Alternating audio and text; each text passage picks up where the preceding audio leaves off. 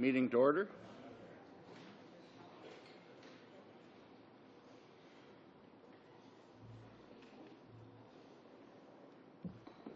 We have with us today Mr. Mortimer, and just for the benefit of the members, we tried to get another couple witnesses today, and it just we're unable to get somebody to attend. But Mr. Mortimer, we appreciate very much you coming, and no further ado, we'll turn it over to you 10 minutes or so. I'll be lenient. 10 minutes, did you say? Yes, or so? Okay. I think it'll be less than that, but we'll see. Thank you, Mr. Chair and committee, for the opportunity to participate in this important study. The Canadian Labour Watch Association was founded in the year 2000. Our mandate is to help working Canadians who may not want to become or remain unionized. We'll address the committee's topic from two vantage points. First, closed tendering is inherently discriminatory and should be brought to an end. Second, taxpayers are not getting the best value for their federal tax dollars that fund any federal, provincial, or municipal construction work where union-free workers, and in some cases unionized workers from certain unions, have been barred by law from working on them. It is hard to believe that in a country like Canada in the year 2013, open tendering is not a reality for all of Canada's construction workers, particularly the significant majority of them who are not unionized. Conservative Prime Minister Diefenbaker's Bill of Rights was followed by Prime Minister Trudeau's Charter. Over the decades, human rights codes have spread across this country. Legislation, such as labor codes, regulating unionization, has codified the right to join a union. The Canada Labour Code, and from a government unionized worker point of view, the Public Service Labour Relations Act, both have very similar provisions regulating employer conduct when hiring employees. It is simply illegal for an employer to refuse to employ a person because they are a union member. For example, Section 94(3)(a), Roman numeral 1 says in part, no employer or person acting on behalf of an employer shall refuse to employ or continue to employ or suspend, transfer, lay off, or otherwise discriminate against any person with respect to employment or any other term or condition of employment because the person is a member of a trade union. Tendering schemes funded by all taxpayers, whether unionized or union-free, have the exact opposite outcome. Workers who are union-free are discriminated against in a way workers who are unionized or union members are not in the other direction. It is even more shocking that union-free working Canadians who are also taxpayers cannot work on projects they fund as taxpayers simply because they're not unionized. Canada is now the only nation left on earth that allows forced union membership and forced union dues for non-bargaining purposes such as politics, social causes, including causes outside of the borders of this country, to be a condition of employment. In Canada, employers and unions can agree to require unionized employees to become and remain a member of a union as a condition of employment. Any nation that ever allowed such coercive practices has outlawed them. Many nations never ever allowed them to exist. Closed tendering, however it is arrived at, is simply a branch of this discriminatory bias in favor of union leaders to have more money and more power, and the taxpayer and working Canadians are the discriminated against losers. It is intellectually dishonest to say we believe in rights and freedoms, that we oppose coercion, bullying, and discrimination, only to turn around and say that a certain class of Canadian need not apply for work. Canadian human rights cover a range of grounds, from ones that come to us by birth, the color of our skin or our national origin, to grounds that arguably are a choice, such as marital status or religion. Closed tendering is the equivalent of saying, sorry, because you're not single, or because you're not married, or you're not a member of any religion, or you're not a member of a certain religion, you cannot work at certain job sites. The solution is very simple. require that federal tax dollars funding construction work be open to any employer, regardless of the unionization status of their employees. I will now turn to the second area I wish to focus on, value for dollars. As far as I know, 2003 is the last time that the Canadian Labour Congress made its research on attitudes to unionization public. While they claim some pockets of what they saw as positive news and attitudes of unionized employees towards union leaders, they wrote as follows, and I quote, "Private sector union members have registered a significant drop in satisfaction with both national and local leadership. For national leadership, satisfied responses have dropped from 73% in 1993 to only 61% today. Views on local leadership among private sector workers have shown an even sharper drop, from 76% a decade ago to 61% today." And let me reinforce, this is the research of the union-funded Canadian Labour Congress. Several Labour Board chairs across Canada over the years have advised me that the #1 filing before their Labour Board, year after year after year, is a complaint by a unionized Canadian against their union leaders. Now, because unions, employers, and Labour Boards find these complaints difficult to deal with, what we have as an outcome is the three most powerful players are lined up against the unionized employee, and 95 to 99% of unionized employee complaints are summarily dismissed by Canada's Labour Boards. Hewitt Associates did a presentation at a major human resources conference in 2004 that assessed survey responses from 120,000 employees in Canada. Hewitt analyzed the data based on who was and who was not unionized. They split their data into three groups: highly engaged, somewhat engaged, and the non-engaged. The highly engaged group dropped from 66% engagement for the union-free to 55% if unionized. Equally telling, non-engaged scores were 13% amongst unionized respondents, but only 6% amongst union-free. So there was a much, much smaller quotient of people who were not at all engaged in their work, according to this research of 120,000 Canadian employees. In the year 2010, Gallup looked at engagement and productivity in the United States. As with Hewitt's work in Canada, unionized engagement scores were lower. In this U.S. research, the engagement scores were 7 points lower, and they also found that productivity levels amongst unionized Americans was 6% lower.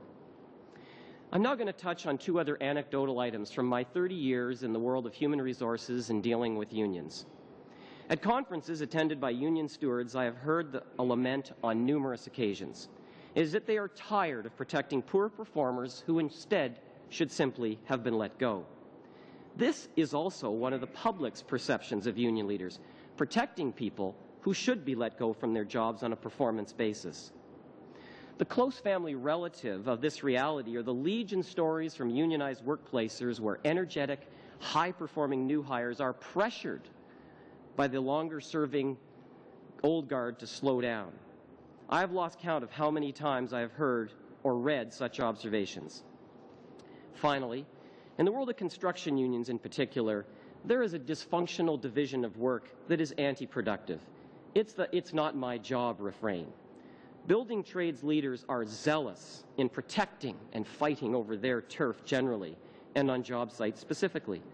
The rigid work demarcations live on from another era that needs to be put behind us.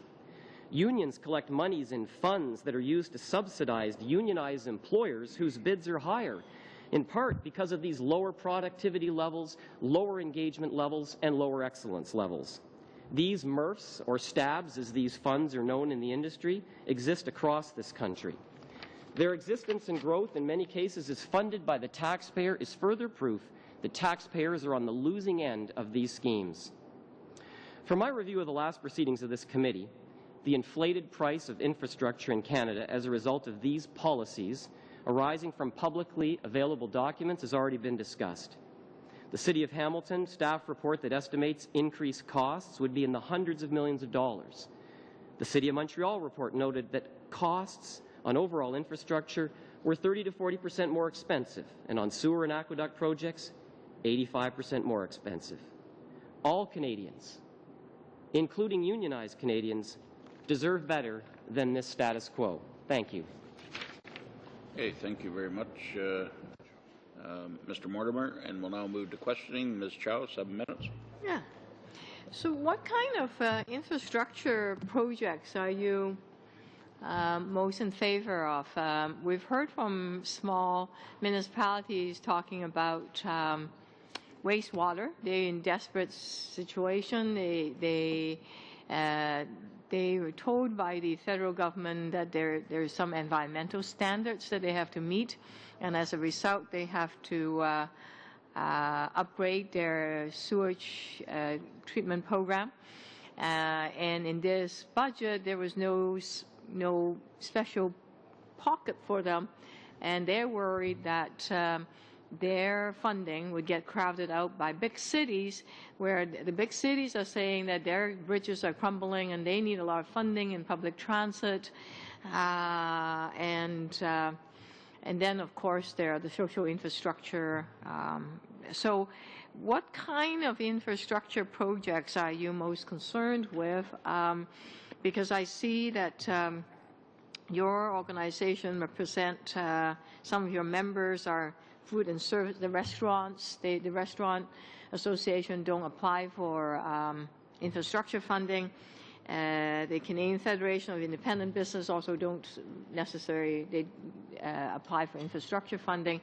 The group that you mostly would have connections about infrastructure funding, which is what we're talking about, is the independent contractor, and I'm not as familiar with them. Do they do more of the transit infrastructure projects, or are they more involved in the wastewater, or is it roads, paving roads or fixing bridges? What kind of projects are your organization, that the organizations you represent, are most concerned about? Because I was trying to find it in here and I couldn't quite see it. So we'd be concerned about any infrastructure project where, by whatever means, be it a legislated bar against tenders from a union-free employer, so that can only be a unionized contractor and their unionized employees that can bid, those are the ones that we would be concerned about. Whether it's a fair wage scheme that does it, or other policies at the municipal, provincial, or federal level, we simply believe that all these projects should be open to all taxpayers and all workers, and just because someone is union-free, they should not have a legal system that is... I understand that. I heard that. But I was just trying to get to which projects, what kind of projects are you most interested in? So you're talking about all infrastructure programs, not necessarily just the ones that deals with your member, because you're mostly construction, as I can see, the members that you represent. No, I would say it's any project, whether it's a government office tower, or it's the refurbishing of a bridge, or it's the highway to Whistler before the Olympics. Okay. Does it matter whether, and like if a certain city or municipalities or communities choose to bring a company that end up hiring a lot of temporary foreign workers because their wages are lower, and that as a result they can probably bid it lower? Point of order, Mr. Coder. Last week we spoke about the temporary workers, and has nothing to do with infrastructure. I think that we should, I'm asking you about relevance. Talking about wages. I mean, there's limit. I mean, we're supposed to talk about infrastructure. I'm okay if we talk about the union stuff or the non-union. It's about the tendering, but I think that we're expanding a bit too much now. Well, allow me to explain why, because we're talking about wages. You're not the chair. I'm asking, it's the point of order to the chair. Talking about wages, right? Point is taken, and we do need to stick to the topic. But Ms. Chow says that she has a point in this, and I'm going to listen to. Well, the study is called "Competition Can Make Infrastructure Dollars Go Further," right? Competition. if we want true competition, wouldn't it be that we would bring in people that wouldn't ask as much for the salary? Because by and large, union workers tend to have a higher salary. I'm generalizing. Non-union shop has lower salary. So I was trying to get to the core of this, which is competition. Then if we are lower salaried, where's the lower salary? Lower salary will come from temporary foreign workers.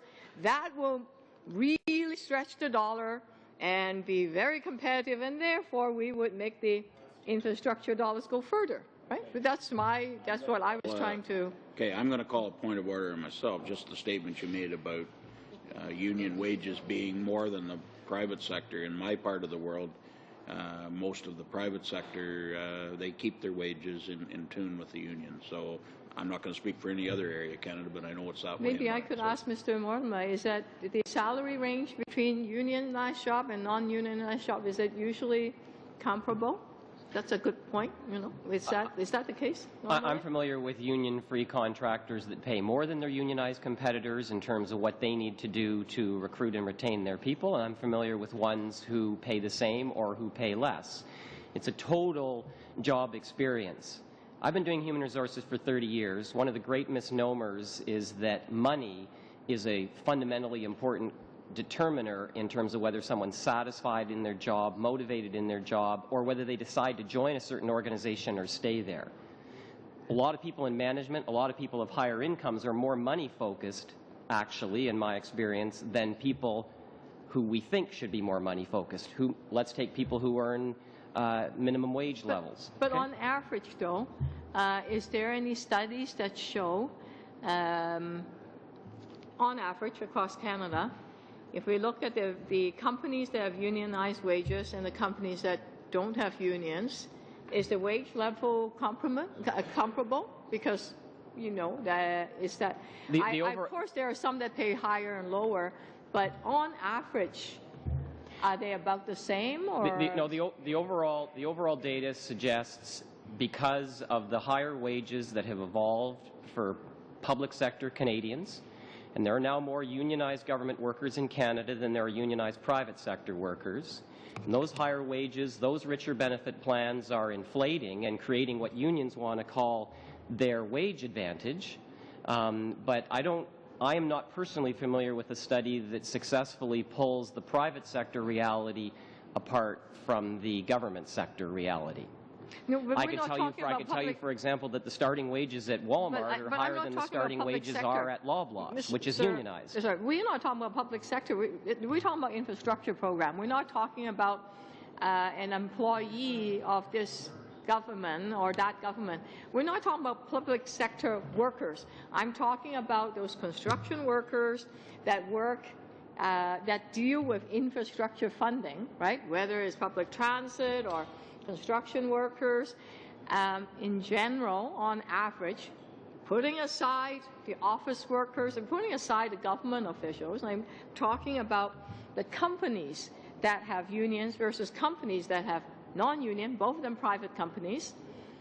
Is the wages, are they fairly comparable on average or not? The answer I gave you is that the only data I've seen brings the government sector and the private sector together. Okay, and I haven't seen a study that breaks the private sector out in the way you're asking. But when the public is generally made aware by union leaders that they secure higher wages, I believe the skew in that data is because of what has happened to public sector compensation levels in this country. I was just on a job site in Saskatoon where the employer there was having difficulty finding enough people. I had just been dealing with some people who'd been dealing with a union hall in Toronto where 50% of the people were out of work on the union hiring hall list. But in this country, from a taxpayer outrage point of view, you get extra ability to earn EI because you can be on the union's hiring hall list. So we've got hiring hall people all over this nation earning EI while we've got jobs wanting in Saskatchewan and Alberta the have provinces that are funding the have-not provinces like Ontario and Quebec.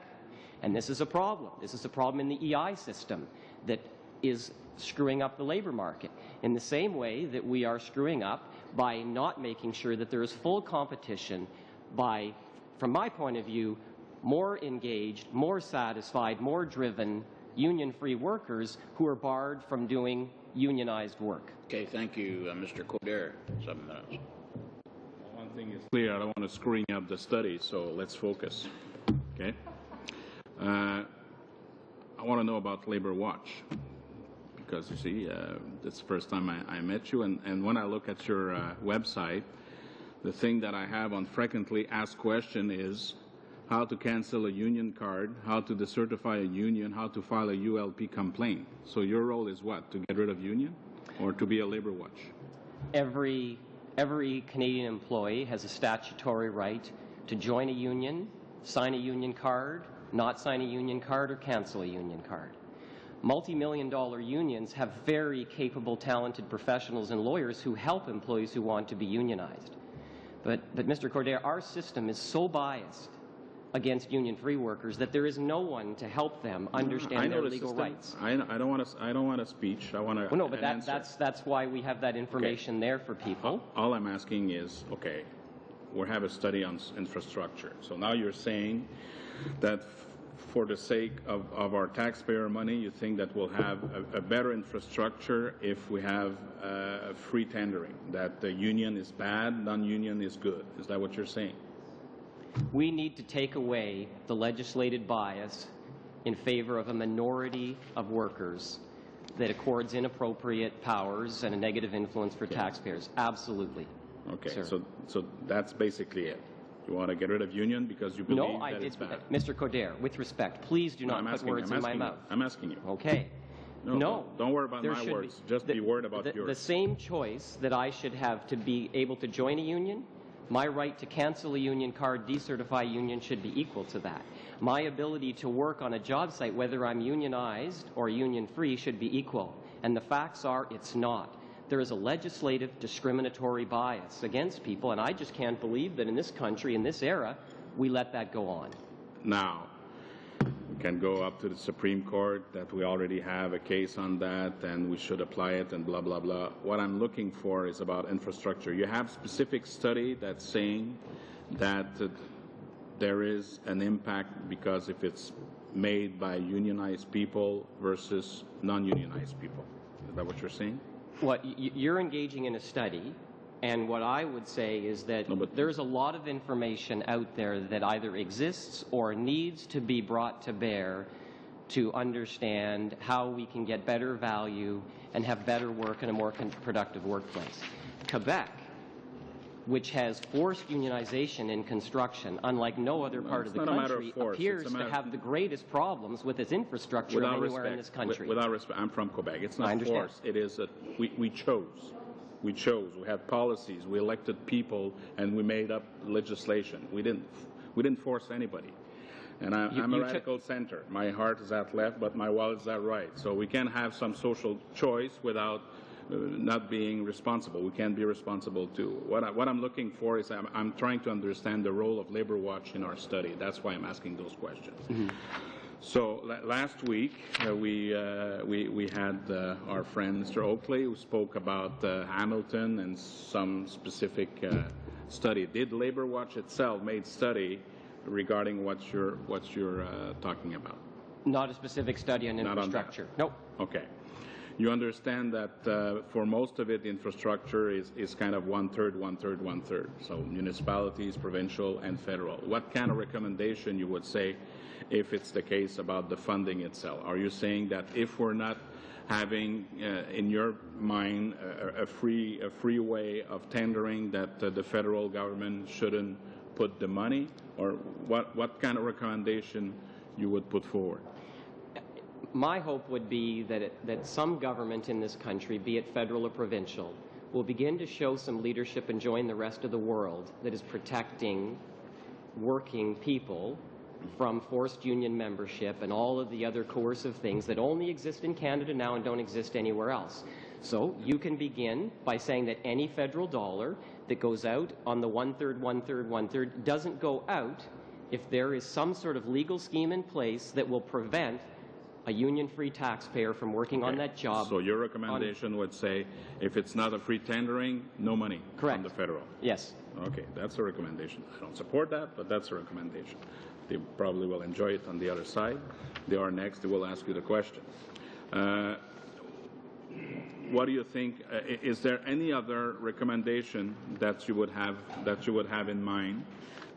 We spoke a lot about the money. Do you believe that we should put more private sector in infrastructure itself when we have some organization like private-public partnership? What's your point of view on that? On an overall basis, government in this country, too big does too many things. We'd be a better nation and we'd have better results if we had private sector enterprises competing on so many more things than we do. There's no reason to have most of the crown corporations we have in this country, and there's many government departments that should be radically smaller or simply not exist. Do you have example of private-public partnership that is indeed efficient right now? I am not an expert on public-private partnerships, and I didn't So you're not an expert, but you have an opinion. No, it's okay. I like that. You can run now. You would be ready for office. I'm okay. Not on my side, but probably as a conservative. Thank you.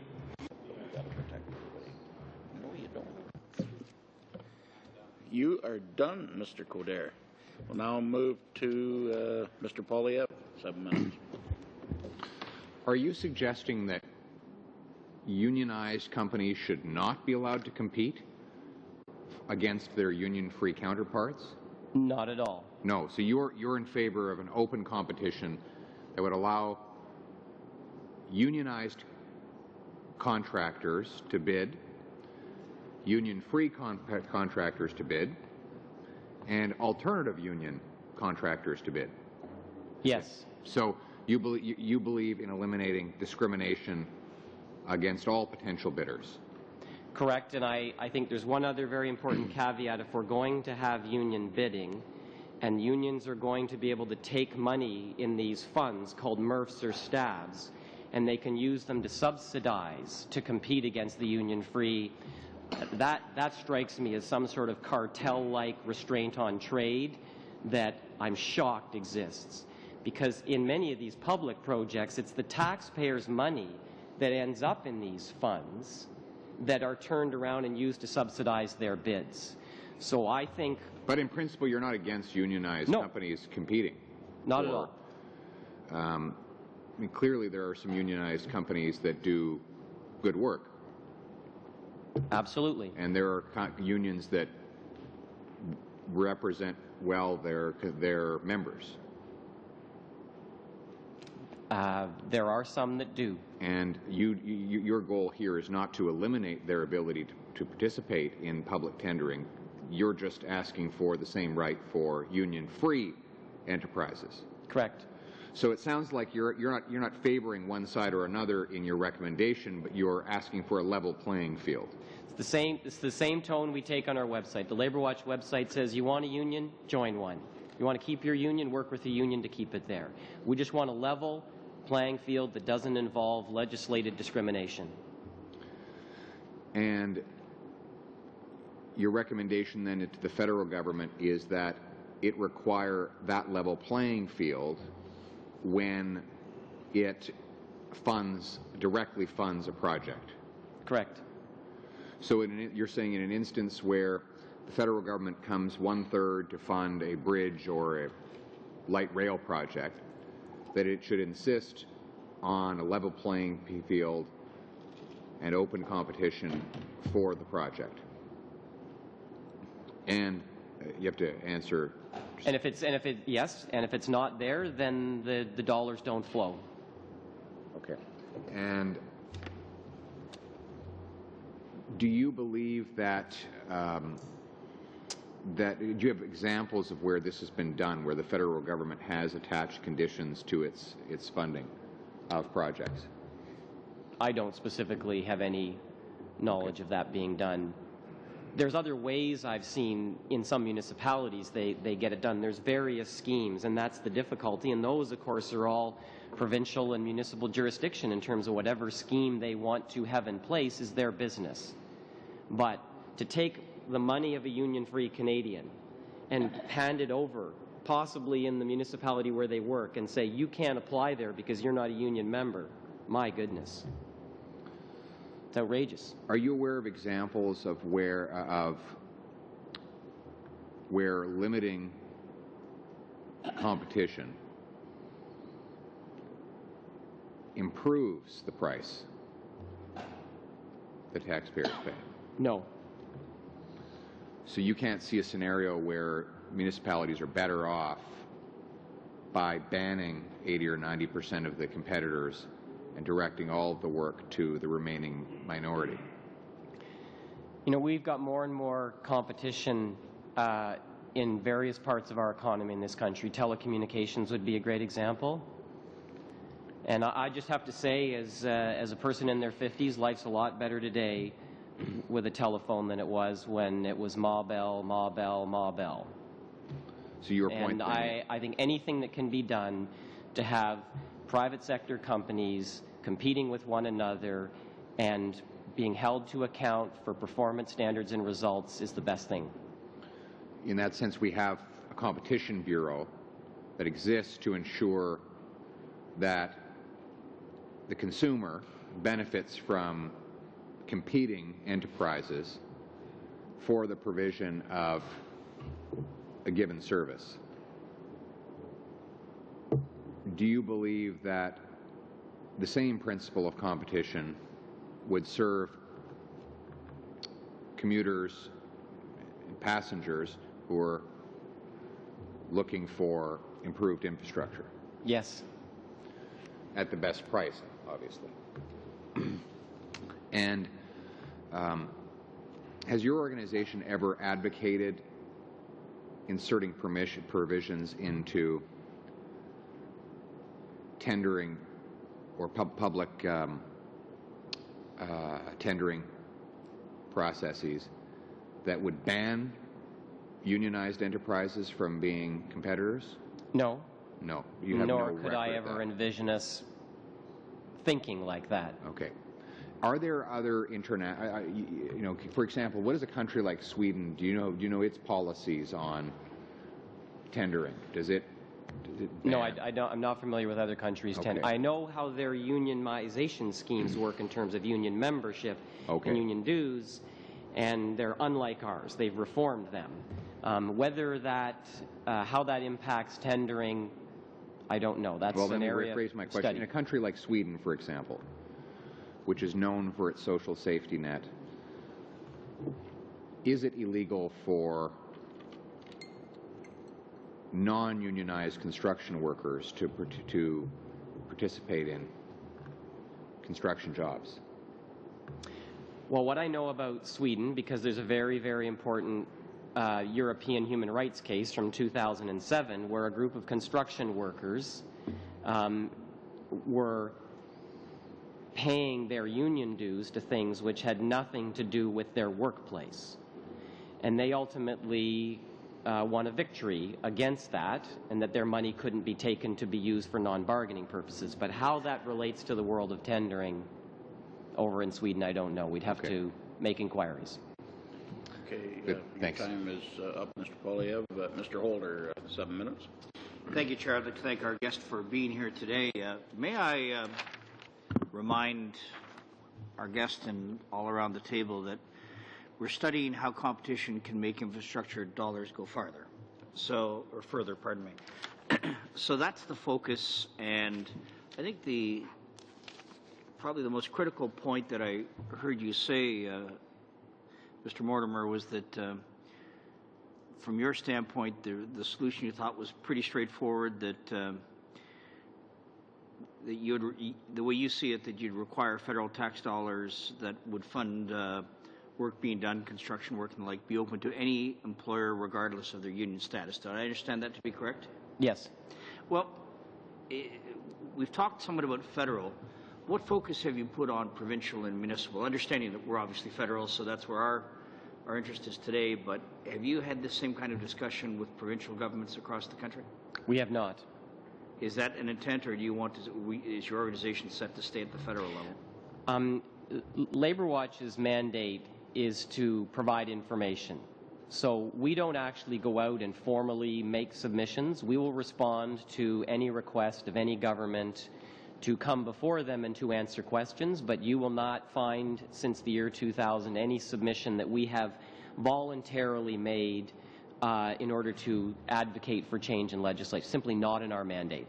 Is it safe to say, I don't think I'm going out on a limb here, though, is it safe to say, though, that you would take the view that the position that you hold with federal tax dollars would be the same with either provincial or municipal tax dollars? Absolutely. So, coming then back to some of your comments here, you indicated, I think, in your earlier testimony that you felt that unions, employers, and labor boards were ganging up on employees. What would the interest of employers? I mean, one might imagine, Mr. Mortimer, that there would be some bias with some groups. I'm not sure how the labor boards tie necessarily into that. You might enlighten us, but what would the interest of an employer be to try to gang up against the employee? That confused me, I must admit. Okay, so the way duty of fair representation complaints work is an employer makes a decision in the workplace. The employee wishes to grieve the employer's decision. The union might not pursue the grievance, or it might drop the grievance, or it might negotiate a solution to the grievance. What I know goes on sometimes in these meetings, the employer and the union sit down, they've got 10 grievances to deal with, and they make a deal. And so some grievances, the union and the employer agree, these ones aren't being pursued. And then these other ones, they are. Probably like some of the deals that get made to move legislation through the House in terms of how things are going to happen, let's say in a minority parliament in particular. So when the employee gets turned down at any stage, they may decide to complain that their union has not fairly represented them. And so they file a complaint with the labor board called a duty of fair representation complaint. The employer doesn't want the employee to succeed at the labor board because they want their decision to be found to be right. They're glad the union didn't take them on and pursue it all the way through to arbitration and getting a decision. And because there are so many of these now, because they are the #1 complaint that labor boards are dealing with, they're clogging their system. In fact, labor board chairs have approached Labor Watch and asked us if there's anything we could do as an organization to put content on our website to try to influence unionized Canadians to file fewer. Thank you. We heard testimony last week from Merit Canada, from PowerTech Electrical Services, and from Couvrage de Béton Lindin. And in that testimony, the representative from Merit Canada made the comment that, and I'm just going from the Blues, which is our recorded testimony here, that in the city of Hamilton alone, their staff report has suggested that their closed tendering rules over the next 10 years would cost the city an additional $1.1 billion. Why is it necessarily so that closed tendering, assuming that that's an accurate statement, and frankly, I have not had that verified beyond the comments of our witness at the time, do you have any sense as to why that might be? And this may not be fair to you, it would be hearsay, but have you had testimony like that you have heard in the past where a closed shop would necessarily cost more, and if so, why might you imagine that to be the case? Well, I have followed this City of Hamilton situation, which goes back to 2007. I've read about it. I've talked to people about it. I once met with a vice chair of the Ontario Labour Board about how this terrible thing could have happened to the City of Hamilton and its good citizens and contractors and taxpayers. But this is what the building trades unions have secured over the year in Ontario. I'm going to be giving you a little bit of detail here. It's called low numbers certification.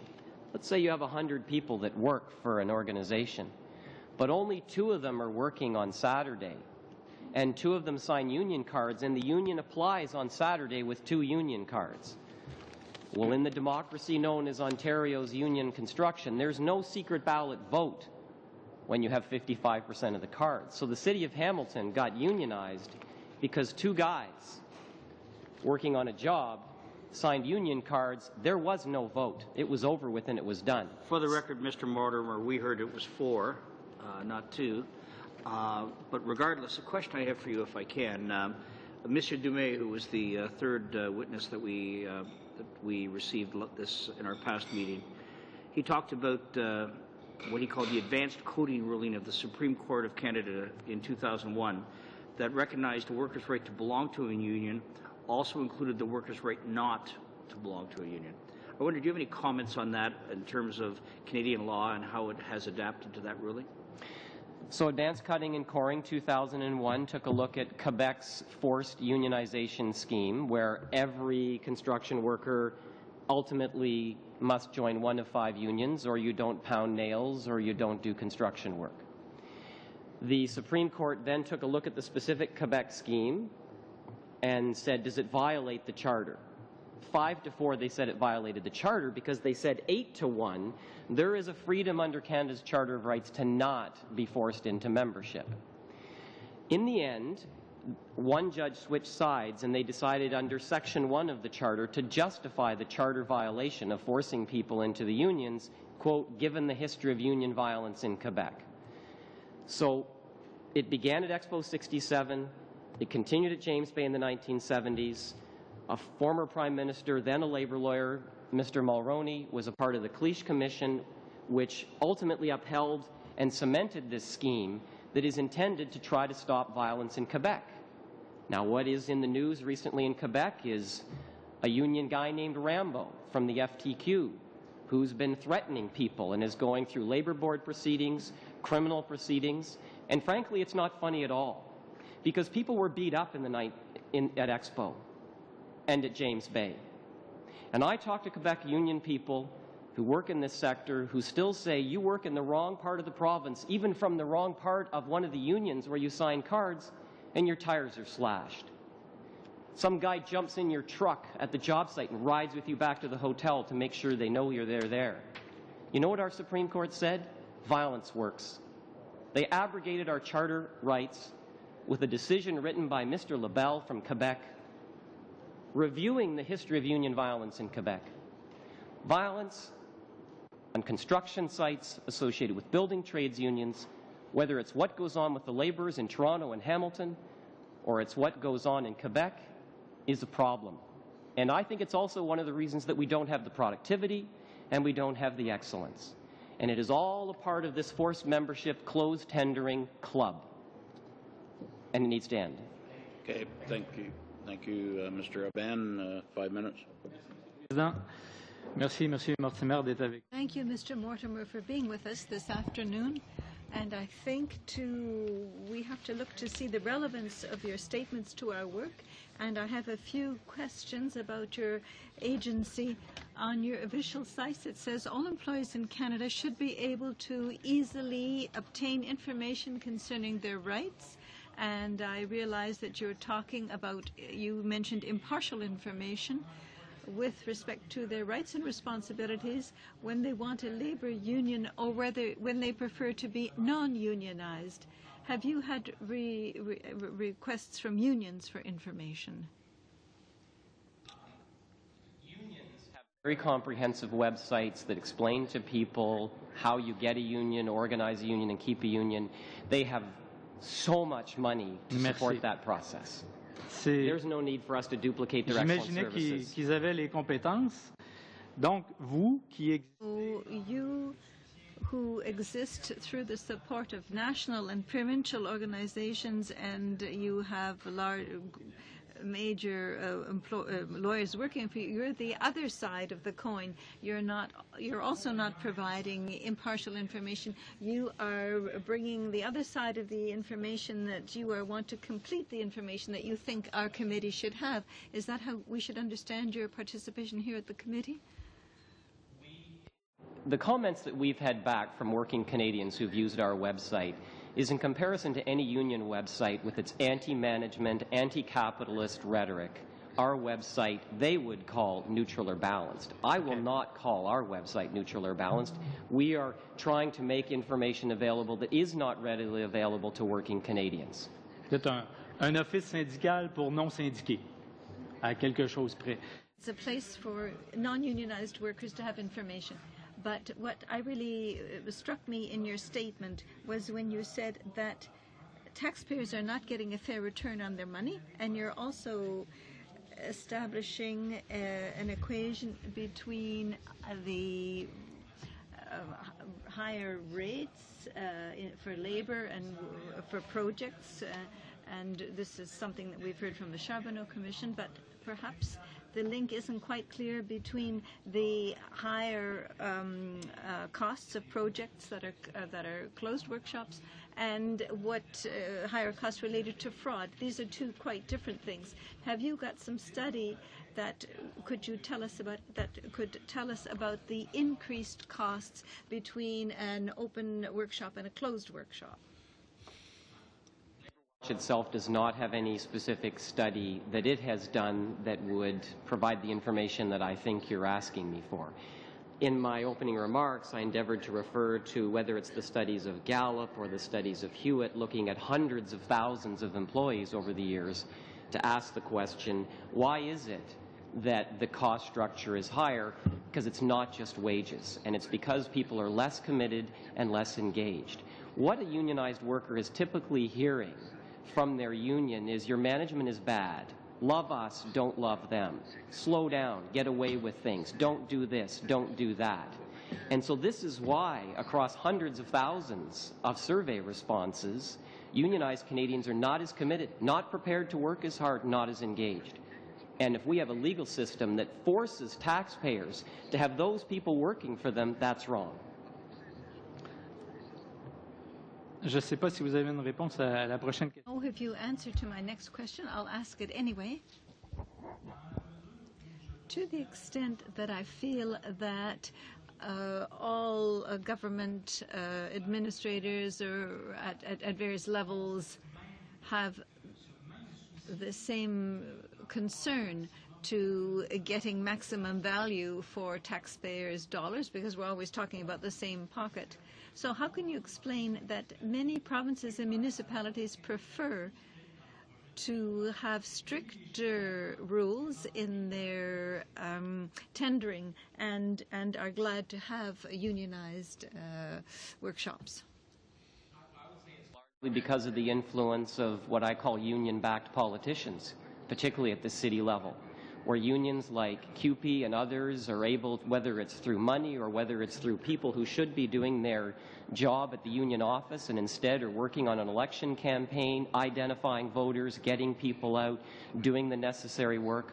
All of the think tanks that unions fund with union dues that don't comply with the Income Tax Act under the dues not deductible provision ends up unduly influencing the perspective that people have on what to do.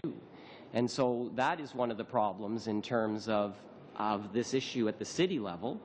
I'm hoping that at the federal and provincial level, where there's less of that taking place, that we can end this type of discrimination and end these kinds of union leader biased policies that are no good for taxpayers and frankly not good for workers unionized or union free.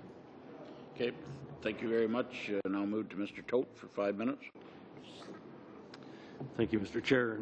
Thank you to our guest here today. Mr. Mortimer, there are those who would say that a wide open tendering process would essentially end up creating a race to the bottom. And they're referring to the quality of the workmanship, wages and benefits.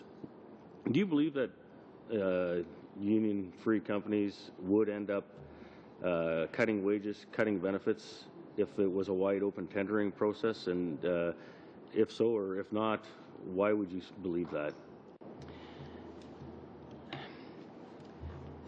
I recently did a CBC town hall debate in Hamilton that was all union leaders and me. And similar types of questions came up, and I'm going to answer the question this way. We once had records, and we don't anymore. Now we have iPods, and goodness knows what we're going to have 20 years from now. Should the government be protecting the workers at the record player plant? Should they be protecting the people that made horseshoes for horses when the car came along? there is always going to be a human aspiration for a better product at a lower price. I haven't met many people who run around looking for the most expensive vacation, the most expensive car rental, the most expensive tires, the most expensive everything. So competition is always going to drive change in the economic environment. So this idea of the, what President Obama calls the, the right to work for less, I don't know a person who isn't figuring out how to make a dollar go further in life. But when I was the head of human resources for national employers like Future Shop and Wendy's, the province with the lowest minimum wage had the highest wage policy of our company, and that was Alberta. We had a company policy of paying wages above the Alberta minimum wage in order to staff our business, and that was true of anywhere else we are. The best thing is a strong, vibrant, free, competitive economy that is the envy of the world. And we need to end some of the things that are getting in the way of that in this country. Because the rest of the world is changing these things. When will we? One other question is, do you believe that the lowest price should be the only consideration going through these tendering processes? Should we be looking at lowest price only, or should we be looking at the capability of performing the work which is required? Should that be a large part of it? Should we be looking at historical analysis also? So, is there a historical relationship with that particular type of project or that particular project that one of the people tendering may have, which gives them some knowledge advantage over anybody else? Also, the continuity of being able to continue with the required system and build or expand on a system that's there and have continuity within that system. Do you believe that the lowest price is the only factor, or should these things also be part of the process going forward if you did open up the tendering to whatever companies? The decision-making should be multifaceted in terms of looking at the talent level of the contractor, who they have, track record, reference checks. Get in your car, drive to their other job sites. Did that job end on time? Was it overtime? Was it under budget, on budget, over budget? Talk to other people that have used that contractor and make that a factor in awarding their work. So not just the lowest price. No, that should not be the only criteria. It's not the criteria I use in my personal life for assessing a tradesperson to work for me. It's not what I used in my company days. Okay, so you would be very open to multifaceted criteria. Multifaceted criteria. Yes, that sir. We're not going to just open this up to the lowest bidder. So if we're not just opening it up to the lowest bidder, how do we going back to our study here, the competition aspect of it, making infrastructure dollars go further? So we have to look at the other aspects of it. So how do you tie those two pieces together, where you have to look at the multifaceted aspect of it, not just the lowest price? How do you see that still helping us to drive our dollars, or the cost of particular infrastructure builds up? Organizations that have a track record of delivering on or under budget, on or ahead of schedule, organizations that have demonstrated an ability, especially in the world of construction, to deal with the reality that there will be change orders, there will be unforeseen circumstances, and what is their track record for dealing with that kind of thing? Because a great organization will want to have great results rather than be full of excuses, and so that's why we need to figure out how to assess amongst the broadest group of contractors we can and get the right people, and over time the best will rise and be used again and again and again, and people will want to emulate them or they'll be out of business. Okay. Could I, just to wrap up, you're basically saying rather than being a race to the bottom, the cream will come to the top. The way It's a race to excellence. Without full competition, we don't have a race to excellence. Thank you. Thank you very much. Mr. Sullivan, 5 minutes. Thanks. You railed a little bit earlier about legislative discrimination. Is there any legislative discrimination at the federal level? There is, to the extent that federal legislation, both in the unionized government sector and private sector, allows discriminatory practices against union-free people in favor of unionized people. So collective agreement provisions that allow an employer and a union to agree to discriminate against someone because they don't have union membership status is an example of something that's legislated right in. Okay? The government sector federally is like the rest of the world. There is no collective agreement between the federal government and, let's say, the PSAC, where you have to become a member of the PSAC and remain a member in order to keep your job. But that's not true under the Canada Labour Code, for example. Union membership can be forced by agreement of the union and the employer. But by agreement, but it's not by legislation. The legislation itself allows the discrimination to take place. That takes place in no other country left on earth but here. Well, because the other countries don't have the same kind of you can only strike at the end of a collective agreement regimen. The other countries have an entirely different system. North America is unique in the world in how it's done. Other countries, people are free to join whatever union, but they're all in a union. There aren't very many non-union people in other countries. I would categorically disagree with that, actually. Non-union contractors, one of the problems we've come up against with a non-union contractor in my writing is that they do not, they're a construction contractor and they don't do apprentices. So there's no local apprentice hiring for this, and that's quite acceptable. But this government has signaled that they will, in fact, look favorably upon apprenticeship creation through its tendering processes for infrastructure projects. So that will be a legislated discrimination against these non-union contractors, will it not? I'm not following your logic and turning that into something discriminatory. I'll need you to explain that to me again. Well, because they don't do apprenticeships. Period, end of story. That's what we've been told, is the non-union folks don't do apprenticeships. It's the unionized workforces that do apprenticeships. That's what we've been told at this particular construction site. Well, I certainly know lots of union-free contractors who do apprentices in compliance with the law.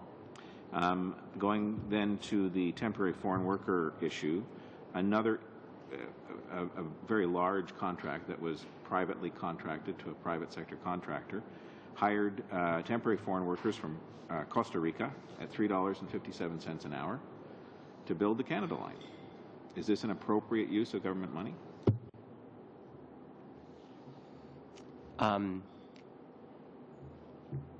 The idea that the Canada Line was built by people earning less than minimum wage as a Vancouver resident is something I've not heard before, sir. Mr. Mortimer, I have a point of order by Mr. Harris. Mr. Sullivan just made a statement that the government of British Columbia or the contractors hired employees from Costa Rica to work for $3.50 an hour on the Canada Line. Yeah. That statement has been disputed by the contractors as well as the government, and I think if Mr. Sullivan wants to make a statement like that, he should be prepared to lay the evidence of it on the table. Otherwise, it shouldn't be introduced. I would agree. There was a decision. I would agree with. There was a decision last month of the Human Rights Commission in BC that ordered the contractor to pay the difference between 357. Okay, then, just please table that before the next meeting. Not a problem. Mr. Mortimer, can you finish your answer then? I met a couple of CELI workers who were from Latin America, who traveled all over the world for their employer, working on these highly sophisticated machines and projects to bore holes.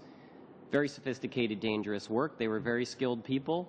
I have to admit, I would be shocked if the man I met was earning $3.50 an hour or $3.57. So I once again dispute the accuracy of what you say. You're free to email me with proof that those people were paid less than minimum wage. How much time have I got left, Mr. Chairman? A little over a minute. Thank you. You referred to competition as having done wonders for the phone industry, but I guess you've missed the news reports that Canada, in fact, pays more than most other countries in the world for its phone service, because we have what goes on as an oligopoly where the carriers basically get together and set the price. In addition, we have a cable system in which only the carrier that is licensed to serve you is able to serve you, and no other carrier can supply you a signal on that piece of wire as a result of legislated discrimination. So the competition hasn't really worked in the phone business because we pay more than most. Is that...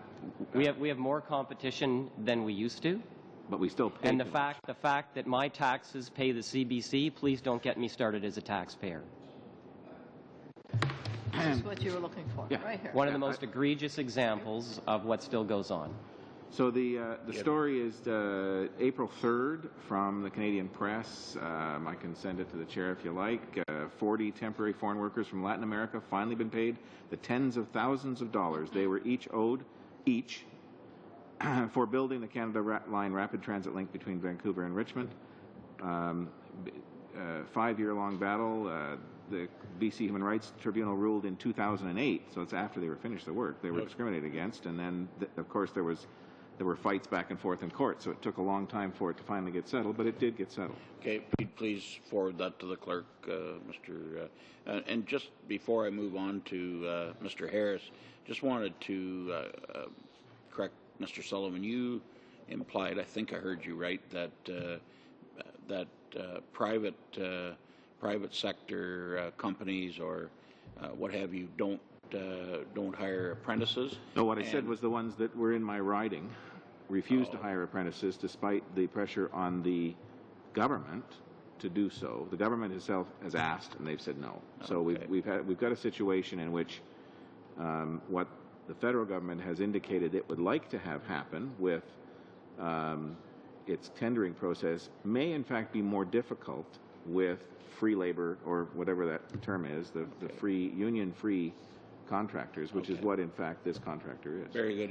In my riding, it's the exact opposite. Apprentices are hired a lot by private contractors. 2 of my sons have went through that. 2 of my brothers, and my brother's private contractors as well, and he hires a lot. So it goes. So anyway, Mr. Harris.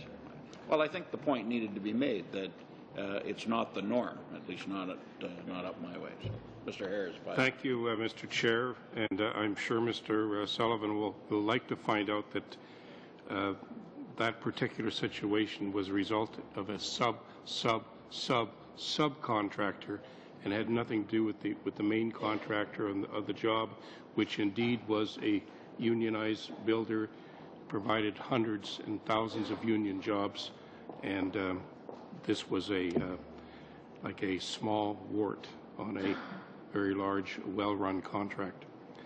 Mr. Mortimer, thanks for coming.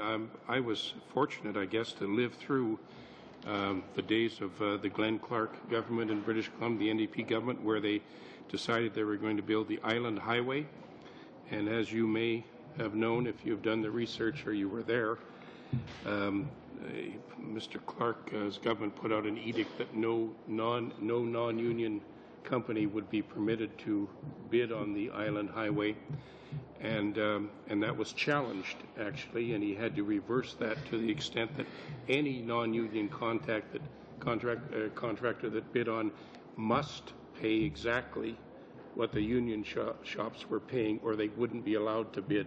So there went the small family-run operations that could do a better job for less money, and we're used to being quite successful by being able to do that. The argument, of course, is that because the job cost hundreds of millions of dollars more than what it would have normally cost had we had open tendering, open bidding, complete with performance bonds and et cetera, from both sides, that because of the extra money, it was a very irresponsible thing to do, and I certainly agree with that because I was a taxpayer in British Columbia, still am. The basis of what you're saying today, when you wipe away the rhetoric that we've heard from the other side, with the exception of our future mayor of Montreal is going to clean up all the mess over there, is that you believe that particularly on government-funded jobs, that companies, whether union or non-union, should be permitted to bid on contracts, infrastructure contracts, provided that they can provide the appropriate bonding, performance performance promises and would be held to those the terms of the contract. But they should be allowed to, both sides, non-union, union companies should be allowed to bid. That's the bottom line. It's got nothing to do whether one works better than the other, just that they must have a chance to bid. Have a chance to bid, and then there's criteria, as we were discussing earlier, that's multifaceted for the taxpayer's benefit. Okay. Something interesting that I hadn't heard these terms, MRFs or stabs, as they're known, exist in this country. It's got something to do with the union subsidizing their union contractors when they're bidding. How does that work? I'm not familiar with that. So this is a section of a electrical IBEW collective agreement in Ontario. $1.08 of every hour worked is put into the Market Recovery Fund. 60 cents an hour goes into the Stabilization Fund. Money goes into the Sports, Entertainment, and Retiree Fund, the Education Fund, the Promotion Fund. What's the taxpayer doing funding the Union Sports and Entertainment Fund, let alone these funds with big dollars in them? Someone told me that here in Ottawa, the electrical workers have, I don't know if this number is true or not, something like $15 million in their fund that they can use to subsidize a contractor who's bidding against other contractors who are bidding at a lower ultimate cost of doing the project. And so they'll meet that bid by taking this money that's been strong-armed through collective agreements like this over the years in order to level the playing field. That means the taxpayer's getting ripped off to an even greater degree with this money that's been built up in these funds over the years. Okay. The province of Quebec has become somewhat notorious as far as the construction industry goes in violence, yes, strikes, strong-arming, corruption, as we're seeing in the paper now.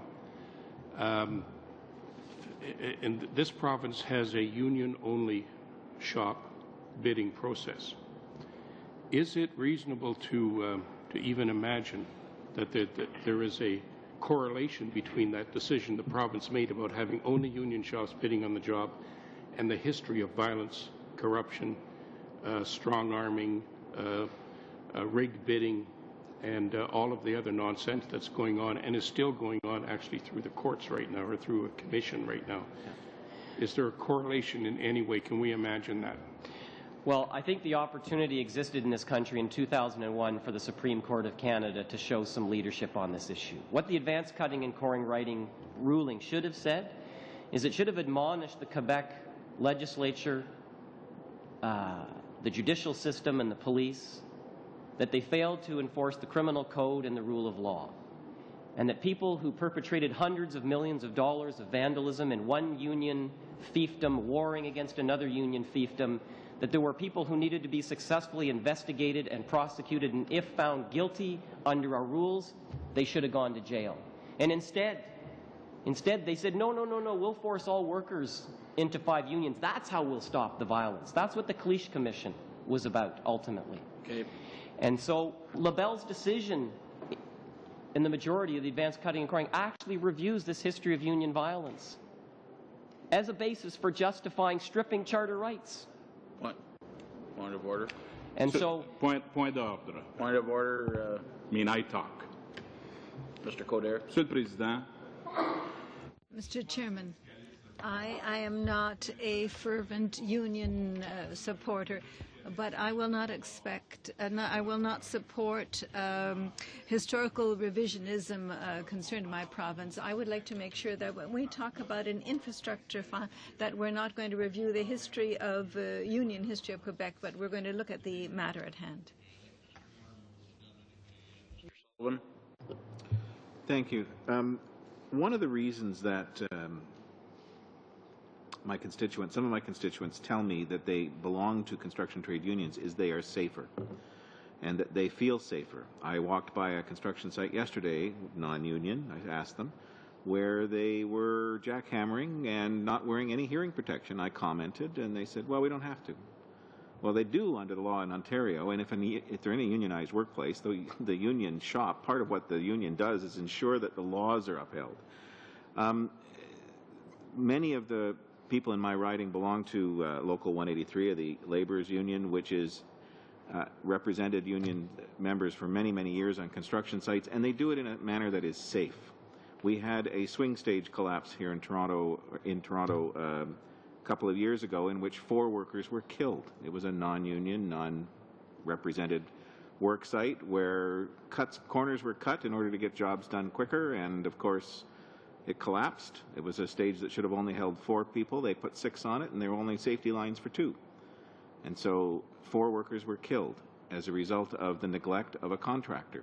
That's part of the reason that the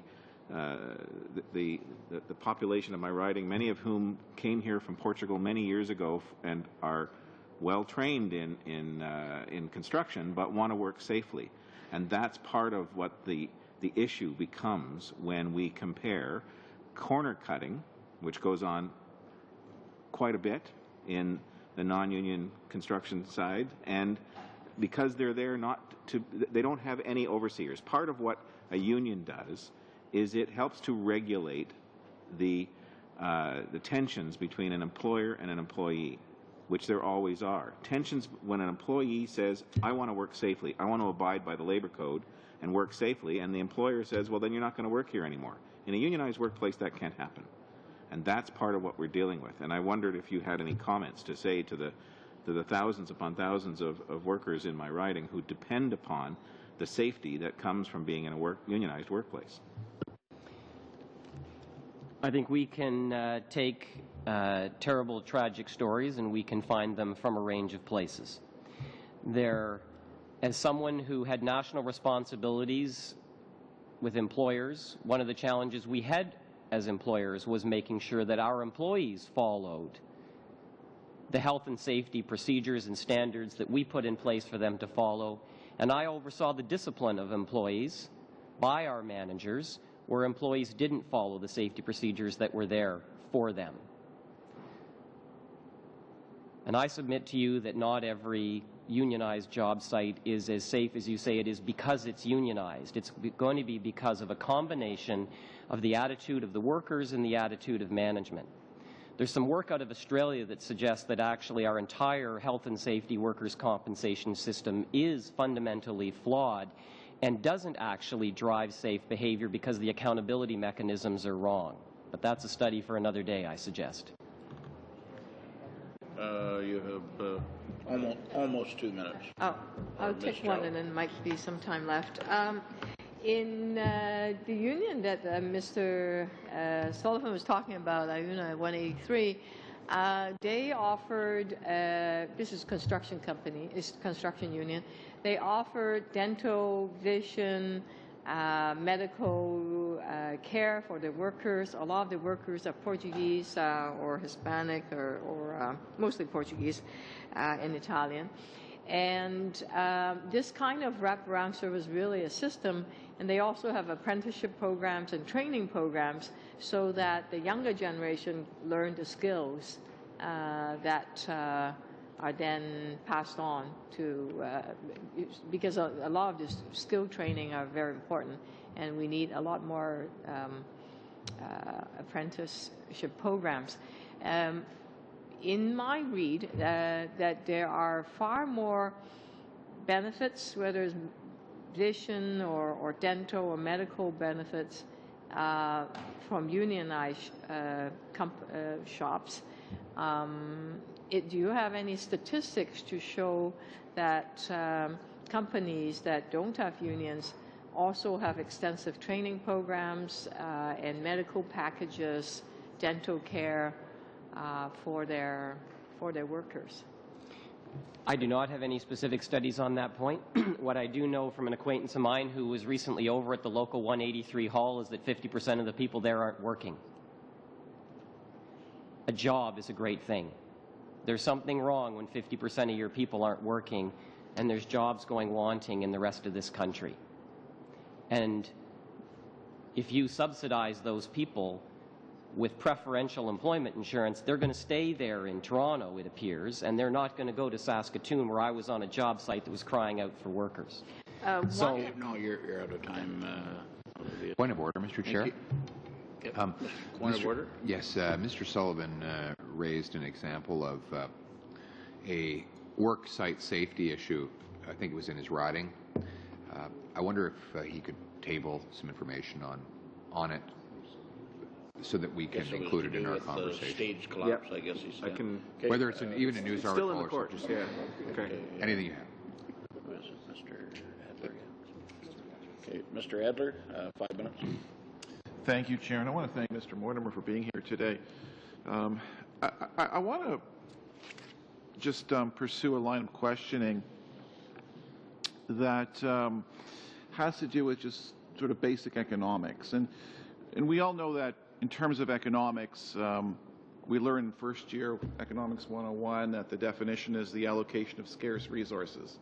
Now, in government, we are elected to make decisions. And as such, we are asked to, in the course of our decision-making processes, are asked to implement, pass legislation, implement certain policies, and implement regulation, and that sort, and so forth. And with that goes budgeting, and so we're allocating monies to various envelopes. Now, given the state of our country's infrastructure, would it not be a better allocation of resources to identify where government could most efficiently put its allotment of scarce resources? Because at the end of the day, there's only one taxpayer, to get the most value for its dollar. Does that not make kind of economic sense? Yes. So I'm a bit confused here, because what you're advocating is really freedom of choice. You're not advocating that non-unionized workers should be preferred over, take preference over than unionized workers. What you're saying is that the taxpayer, who there is only one of, should get the best return on their investment, which is the payment of their taxes, and a return on their investment, which we're all interested in. I mean, Mr. Coderre said earlier that, you know, he cares very deeply about his wallet. Does it not make sense then that as a government, that they would invest the hard-earned money that taxpayers pay to the government every April 30th and every day through the HST and a variety of other taxes that would benefit the people of the country more than a very small minority, i.e. the requirement to use unionized labor? And again, I'm just trying to figure out here just basic common sense. Is that not? Absolutely, and if there's more competition and more eligible people to participate, if unions faced more competition and those contractors faced more, I believe that they would work hard to find better ways to get better results so that they could get those jobs. Yeah, I remember reading many years ago Milton Friedman and his book Free to Choose. I guess it was about 20 years ago now. And he said the best way to discipline a monopoly or a business is to create competition. And, you know, we all know as politicians how we respond to competition. I mean, we fight elections. So we're all aware that having competition makes us want to achieve more and want to be better candidates than the people that we're running against. So to me, to my mind, competition just really makes common sense here. And given the state, as I said earlier, of our country's infrastructure and the infrastructure deficit that many are talking about, it would seem to me that the use of hard-earned taxpayers' money would be much better used in a competitive environment. Is that? I agree. Am I on the right track here, or am I missing something? Absolutely on the right track. And I think that the unionized contractors will be challenged by that competition in the way that they're not in any environment where they're not having to compete. And once again, just to make the point that you're not saying that, you know, unionized workers are to be excluded. There's no preference over one or the other here. The rate of union density is declining all over the world because workers don't want to be unionized to the same degree as they used to. Yeah. You look in Scandinavia, the rate at which young people in Denmark and Sweden are becoming union members is in a precipitous free fall. It's gone from the 80s to the 50s. So there is a big change, and there's a lot of reasons for that. The reasons is the change in the legal landscape, change in people's attitudes. But, in countries like ours, where union leaders are focused on all sorts of activities other than the workplace, a significant portion of their time, I'm not surprised that complaints against union leaders are the #1 filing before labor boards.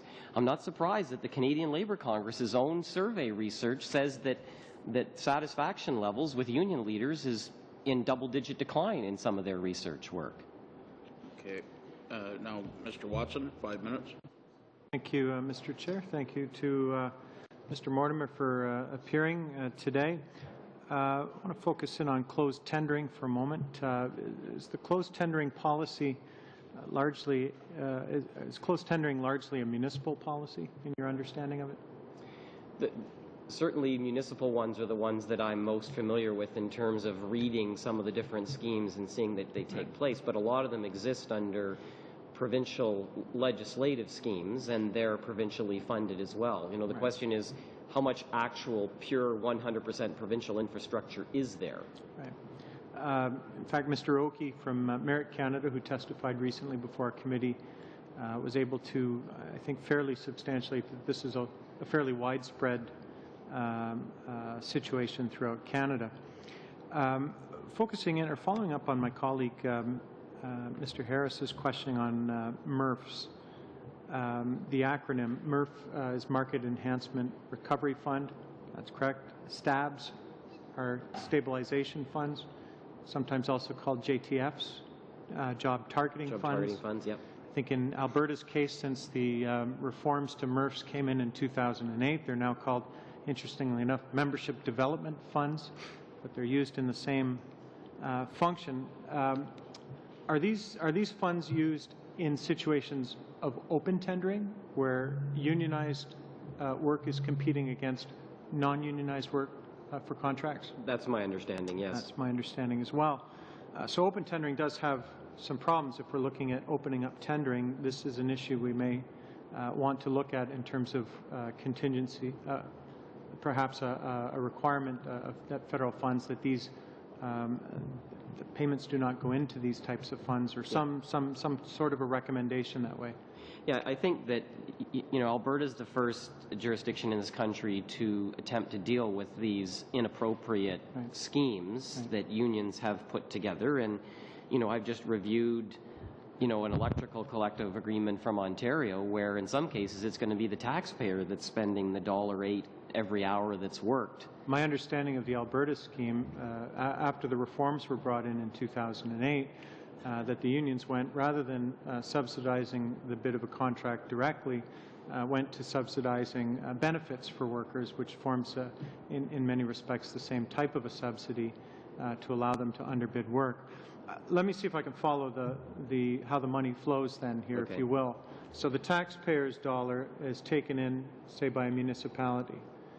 Through their collective bargaining agreement with unions, and their, the funding for a project goes in, those payments to the union are then put into a market enhancement recovery fund, or a STAB fund, or whatever you want to call it, and that is then used to help subsidize the wages or something else in order to get a bid. So the taxpayer money goes in at the top, and there's an advantage given to unionized bidders versus non-unionized bidders that allow them to get the contract from the same taxpayer pays the money. Is that how the scheme works? It feels like they're paying twice in some way. I don't know whether the math is really truthful and you follow that all around, but there's something absolutely wrong with what's going on here. So it's not, in fact, a real open tendering process? No, it's not. So long as the taxpayer is also funding.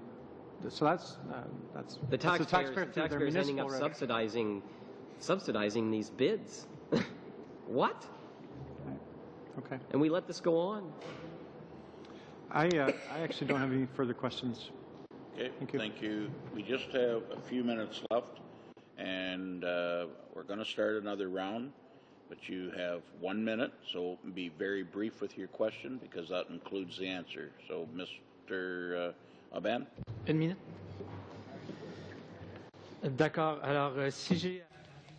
If I were to summarize your testimony of this afternoon, I would say that you prefer open shops to closed shops, and we won't go about unions, but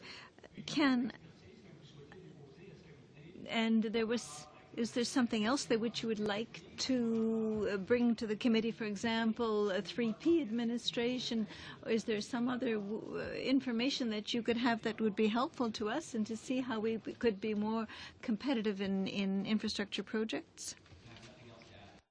Merci. Okay, Mr. Coder. Mr. Mortimer, on va finir sur une bonne note.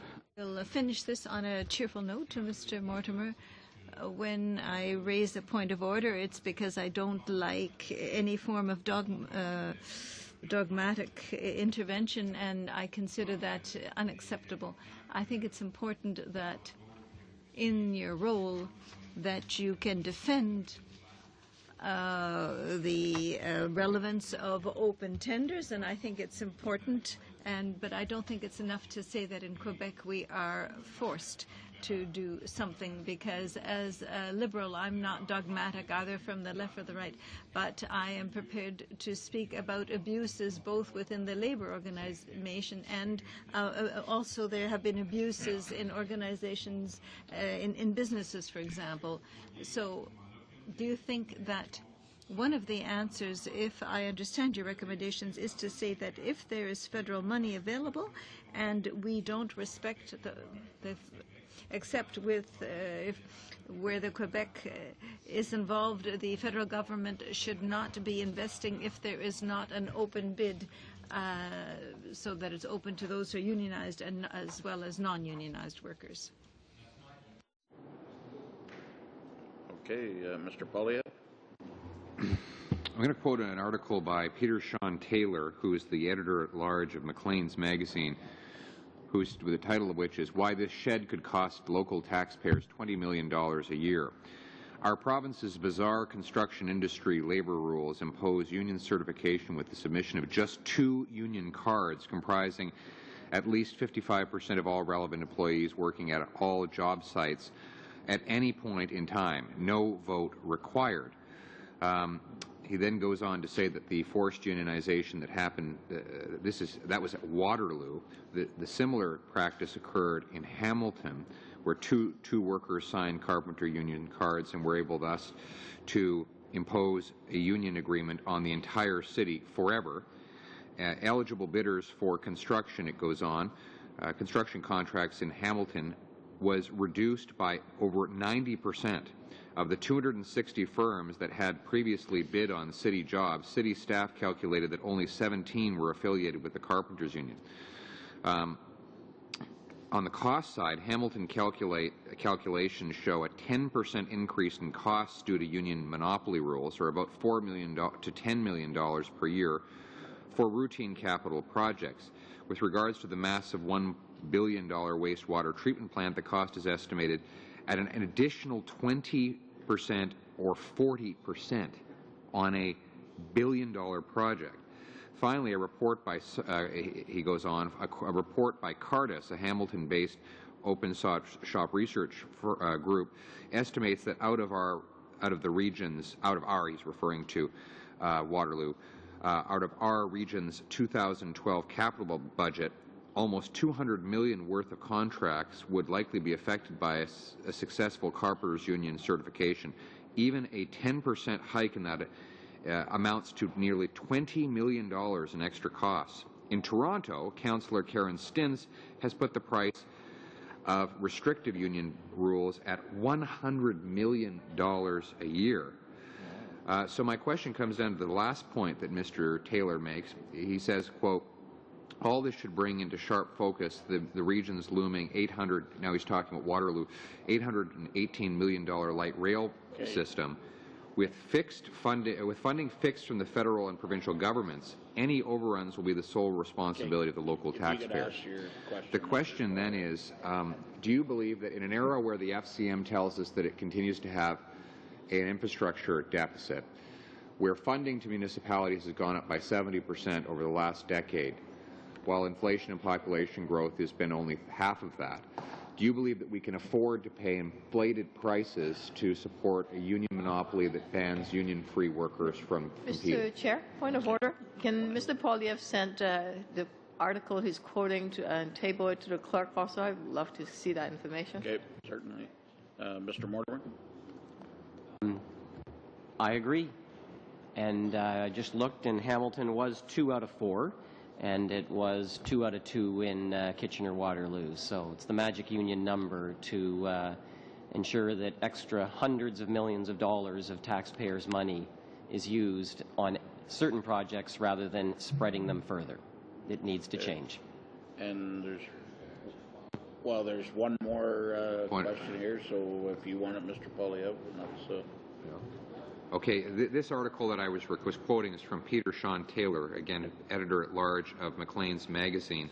He wrote an additional article on the shed itself that only 2 workers who were working on the shed who signed the certification card, thus forcing everyone else in the industry in the region to become unionized.